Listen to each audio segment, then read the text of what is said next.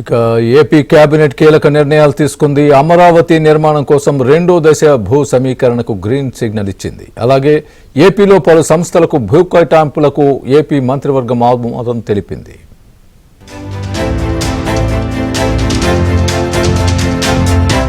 రాజధాని అమరావతి నిర్మాణం కోసం రెండో దశ భూ సమీకరణకు ఏపీ మంత్రివర్గం ఆమోద ముద్ర వేసింది. ప్రపంచ స్థాయి సంస్థల్ని విద్య, వైద్యం, మౌలిక వసతుల కల్పనకు ల్యాండ్ పూలింగ్ చేయాలని కేబినెట్ నిర్ణయించింది. భవిష్యత్ అవసరాలను దృష్టిలో పెట్టుకుని ఒకే రకమైన రూల్స్తో ల్యాండ్ పూలింగ్ చేయాలని నిర్ణయించినట్లు మంత్రి పార్థసారథి చెప్పారు.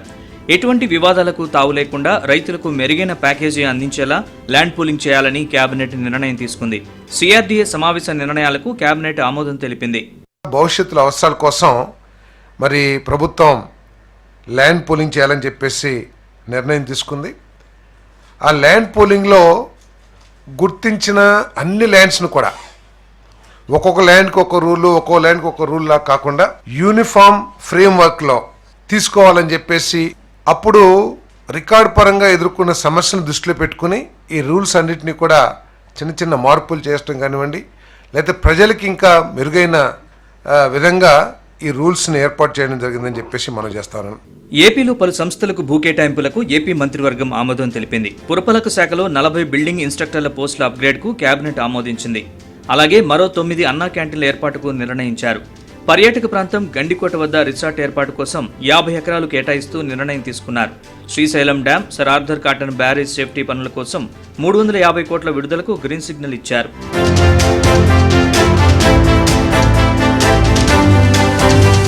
ఏపీ, తెలంగాణకు ప్రయోజనం కలిగేలా పోలవరం బనకచెర్ల ప్రాజెక్టు చేపట్టాలని కేబినెట్ నిర్ణయించింది.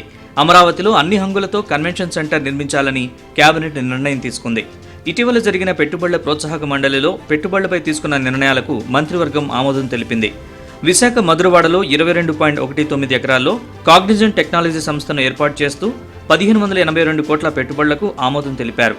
ఏపీ మార్కెట్ ద్వారా పొగాకు కొనుగోలు కోసం 273 కోట్లు మంజూరుకు పరిపాలనాపరమైన అనుమతులిచ్చారు.